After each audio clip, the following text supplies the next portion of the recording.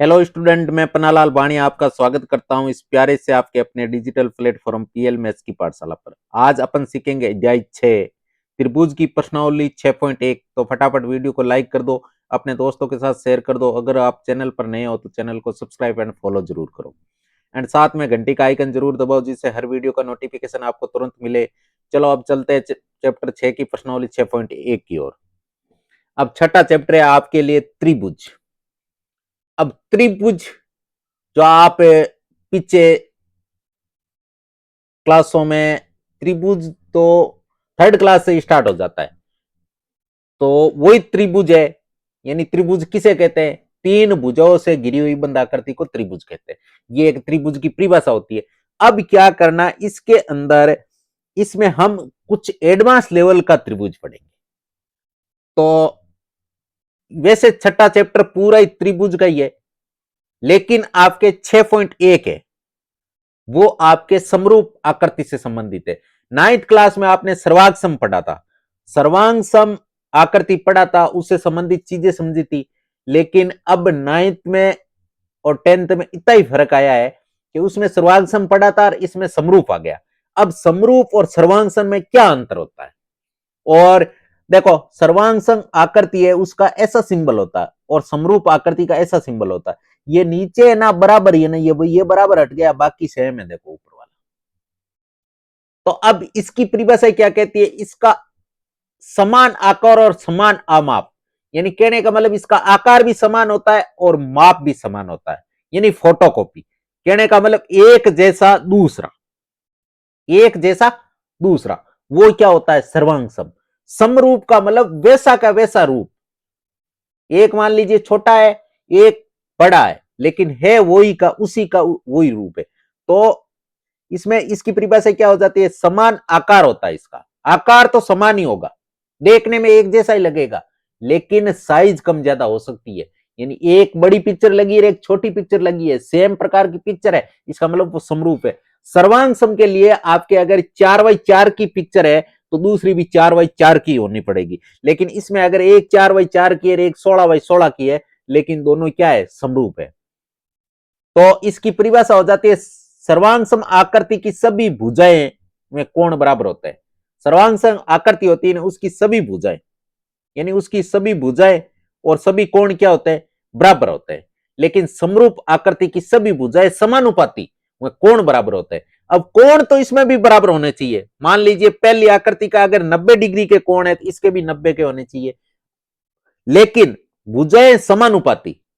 समानुपाती का मतलब तीन की मतलब 6 हो सकती है, 9 हो सकती है, इस प्रकार समान अनुपात में होनी चाहिए। जैसे ए बी का माप ये और बी सी का माप ये, तो उसी के समान वो भी समानुपाती होनी चाहिए। अब देखो, यहां से कुछ आपको एग्जाम्पल दे रखे हैं। इन एग्जाम्पलों की सहायता से हम समझेंगे कि सर्वांग सम का मतलब क्या होता है और समरूप का मतलब क्या होता है। तो यहां से देखो, मैंने चार आपके क्या बनाए? सर्किल के बनाए, जिनमें रेडियंस दे रखी है। पहले की 5 सेंटीमीटर है, दूसरे की 3 सेंटीमीटर है, तीसरे की 6 सेंटीमीटर है और चौथे की कितनी है? 3 सेंटीमीटर है। अब इसमें से आपको यह बताना है कि सर्वांग सम कौन सा है और समरूप कौन सा है। तो समरूप, समरूप कौन सा होगा बताओ? देखो, समरूप तो आपके जैसे यह है ना, आकृति 1, 2, 3 और 4, ये चारों ही क्या है? चारों ही आपके समरूप है। चारों ही आकृति आपस में क्या है? समरूप है। अब देखो, इसकी रेडियंस 5 है, इसकी 3 है, इसकी 6 है, इसकी 3 है, यानी रेडियंस अलग अलग है, लेकिन ये क्या है? समरूप है। लेकिन इसमें देखो, इसकी रेडियंस कितनी है? 3 है और इसकी कितनी है? 3 है। इसका मतलब ये देखो, दोनों बराबर है, इनकी रेडियंस बराबर है। इसका मतलब सेम फोटोकॉपी का ये देखो एक जैसा ही दिखाई दे रहा है। यानी कहने का मतलब 2 और 4 है वो एक जैसे। तो यहां से क्या लिख दोगे? आकृति 2, आकृति 2 और आकृति 4 दोनों ही क्या है? सर्वांग सम है। दोनों ही क्या है? सर्वांग सम है। अब सर्किल का नाम आ गया ना, सर्किल से कोई सा भी हो हमेशा समरूप होता है। सर्वांग सम के लिए तो माप बराबर रेडियस बराबर होनी चाहिए, लेकिन समरूप अगर बोल दिया कि सर्किल, दो सर्किल आपको दे दिए कि दो सर्किल आपस में समरूप है या नहीं है, तो हमेशा समरूप होंगे। इसी टाइप से आगे देखो दे दिया ये वर्ग है, स्क्वायर है, पांचवी छठी सातवीं और आठवीं चार आकृति इसकी दे रखी है, और इनकी ये 5 सेमी 4 सेमी 4 सेमी 3 सेमी, ये क्या दे रखी है, इसकी भुजा दे रखी है, यानी ये प्रत्येक 5-5 भुजा है, इसकी प्रत्येक 4-4 है, इसकी 4-4 है, इसकी 3-3 है। तो यहां से आप लिख सकते हो कि आकृति 5, 6, 7 और 8 ये सभी आकृति क्या है, समरूप है। अब ये तो समरूप है, लेकिन सर्वांग सम सारी आकृति नहीं है। अब इसकी भुजा 4 सेमी है, यानी ये 4 है, ये भी 4 है, ये भी 4 है, ये भी 4 है, और इसकी भी 4 है, 4 है, 4 है, 4 है। इसका मतलब दोनों की भुजाएं समान है। अगर भुजाएं समान है और कोण भी बराबर है, क्योंकि ये एक स्क्वायर है, स्क्वायर का मतलब सारे कोण 90-90 डिग्री के, इसका मतलब आकृति कौन कौन सी, यानी आकृति आपके 6 और 7, 6 और 7 दोनों ही आकृति क्या है, सर्वांग सम है। दोनों ही क्या है, सर्वांग सम है। अब इसमें देखो ये दे दिया आपके एक त्रिभुज, जिसमें ये 90 डिग्री का है, ये भी 90 का है, ये भी 90 का, और ये भी 90 का, और चारों आकृति आपको एक जैसी दिखाई दे रही। सबसे मतलब कहने का मतलब जैसे आप देखते हो ना, तो आपको पता चलना चाहिए कि एक जैसी है, इसमें ज्यादा अंतर नहीं लग रहा। हाँ, लंबाई कम ज्यादा हो सकती है, लेकिन देखने में आपको एक जैसी लग रही है, इसका मतलब वो समरूप है। इसका मतलब 8, 9, 10 और 11, 8, 9, 10, 11 इसकी चारों आकृति, भाई यहां पे 8 हो गई, इसका मतलब यहां 9 है, यहां आपके 9 है, ये आपके 10 हो गई, ये आपके 11 और ये आपके 12, 12 नंबर आकृति हो गई। तो कहने का मतलब 9, 10, 11, 12 चारों ही त्रिभुज की आकृति, और चारों ही आपस में क्या हो जाएगी, समरूप हो जाएगी। यानी 9, 10, 11 और 12 ये सभी क्या है, समरूप है। समरूप का मतलब, और समरूप है, एक ध्यान, इनके कोण भी बराबर होना चाहिए। वैसे तो ये देखने में बराबर लग रही है। अगर मान लीजिए त्रिभुज का नाम आ गया, एक त्रिभुज तो है आपके कौन सा, समबाहु, एक है समद्विबाहु, तो आपस में वो समरूप नहीं होंगे। अगर एक त्रिभुज है समबाहु, एक है समद्विबाहु, एक है समकोण त्रिभुज, एक है समद्विबाहु त्रिभुज, तो वो भी नहीं होगा।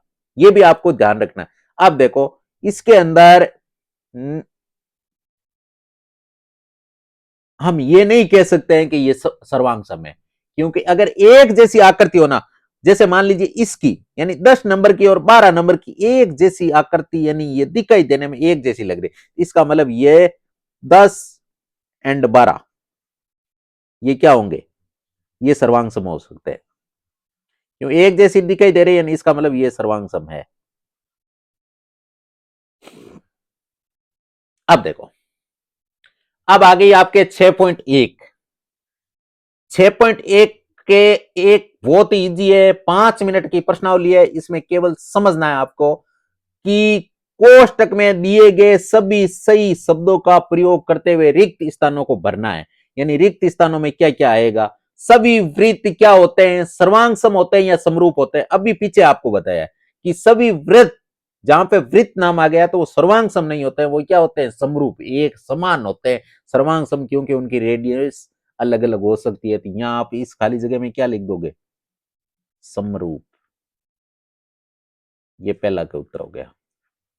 दूसरा है सभी वर्ग सर्वांग सम होते हैं या समरूप, तो ये भी समरूप ही होते हैं।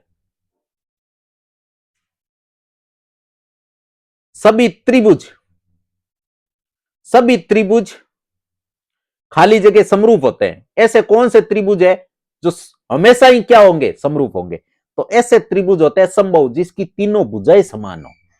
जिस त्रिभुज की तीनों भुजा लंबाई में समान, वो हो सकता है। समद्विबाहु नहीं हो सकता है। क्यों नहीं हो सकता, मान लीजिए ये समद्विबाहु त्रिभुज है, एक मिनट, ये है आपके जैसे ये 5 सेमी है, ये 5 सेमी है, ये 7 सेमी है, एबीसी नाम दे रखा है। अब इसका बी कोण है मानना कि 60 डिग्री। अब दूसरा एक और दे दिया, दूसरा दे दिया जिसके अंदर ये इसी टाइप का है, ये ए बी सी, और इसकी ये भुजा 5-5 दे दी, और कोण 60 आपको कौन सा दे दिया, ये 60 डिग्री का दे दिया। अब ये 60 दे दिया तो इसका मतलब इसका संगत कोण, संगत कोण का मतलब उसके जैसा जो सामने वाला कोण भी समान होना चाहिए। इसका मतलब आप हमेशा ध्यान रखो कि समबाहु त्रिभुज है ना, वो हमेशा समरूप होते हैं। समद्विबाहु त्रिभुज है वो समरूप नहीं हो सकते, क्योंकि हाँ कभी कभार हो जाता है, लेकिन 100% गारंटी से आप नहीं कह सकते हो कि ये समरूप होंगे। लेकिन समबाहु त्रिभुज हमेशा ही क्या होंगे, समरूप, यानी समबाहु। यहां आ जाएगा समबाहु। अब है चौथा सवाल, भुजाओं की समान संख्या वाले दो बहुभुज समरूप होते हैं यदि उनके संगत कोण क्या हो, बराबर। अभी परिभाषा बताई ना आपको, तो संगत कोण क्या हो, बराबर, तथा उनकी संगत भुजाएं क्या हो, समानुपाती। संगत भुजाएं क्या हो, समानुपाती। ये देखो, ये आपके पहला प्रश्न रेडी हो गया। अब है दूसरा प्रश्न। दूसरा प्रश्न है, निम्नलिखित युग्मों को दो भिन्न भिन्न उदाहरण दीजिए। जैसे कहने का मतलब, पहला आपको ये दे रखा है समरूप आकृतियां। पहला सवाल है समरूप आकृतियां, समरूप आकृति दे बताओ आप। तो समरूप आकृति है, दो आकृति बताओ। तो यहां लिख सकते हो पहले का आंसर कि दो अलग अलग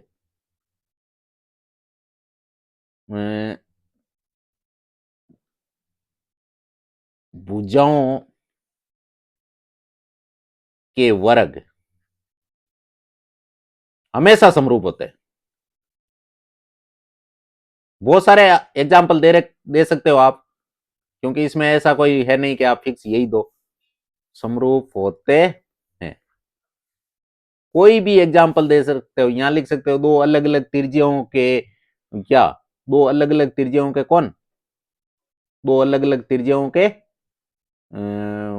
वृत्त, वो भी हमेशा समरूप होते हैं। दो अलग अलग भुजाओं के समबाहु त्रिभुज हमेशा समरूप होते हैं। कोई भी दे सकते हो। तो ये तो आपके पहले का उत्तर हो गया। दूसरा क्या है, दूसरा आपने आपको इसमें दे दिया कि ऐसी दो आकृति बताओ जो समरूप नहीं है। एक त्रिभुज ले लो और एक ले लो आपके वृत्त, ये आपस में समरूप नहीं, ये आपके दूसरे का आंसर हो गया। तो इसमें ज्यादा कोई समझने वाली बात नहीं है, पीछे जो बेसिक पढ़ा उसी से ये क्वेश्चन है। अब देखो, अब आ गया आपके कौन सा, अब आपके आ गया तीसरा सवाल। बताइए कि निम्नलिखित चतुर्भुज समरूप है या नहीं है। तीसरे सवाल के अंदर दो आकृति दे रखी है आपको। पहली आकृति तो यह है और दूसरी आकृति यह है। अब देखो पी क्यू आर एस, अब देखो इसके अंदर देखो 1.5 सेमी, 1.5 सेमी, 1.5 सेमी, 1.5 सेमी, और इसमें 3 सेमी, 3 सेमी। इसका मतलब भुजाएं तो क्या है, समानुपाती है। भाई इससे दुगुना ही तो हुआ है, भुजाएं क्या है, समानुपाती। लेकिन ये समरूप नहीं है। क्यों नहीं है, क्योंकि इनके संगत कोण है वो क्या नहीं है, बराबर नहीं है। लिखोगे अतः ये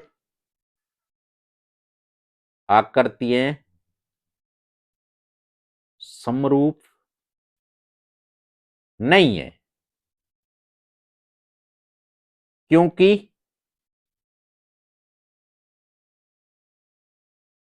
इनके संगत कोण क्या नहीं है, संगत कोण बराबर नहीं है। इनके संगत कोण है ना, वो बराबर नहीं है। तो चलिए स्टूडेंट, आज की क्लास अब यहीं समाप्त करते हैं। कल फिर आपसे मुलाकात करेंगे। तो अभी तक आपने वीडियो को लाइक नहीं किया तो फटाफट लाइक कीजिए, अपने दोस्तों के साथ शेयर कीजिए एंड चैनल सब्सक्राइब कीजिए। All the best, take care, bye bye, जय हिंद, जय भारत।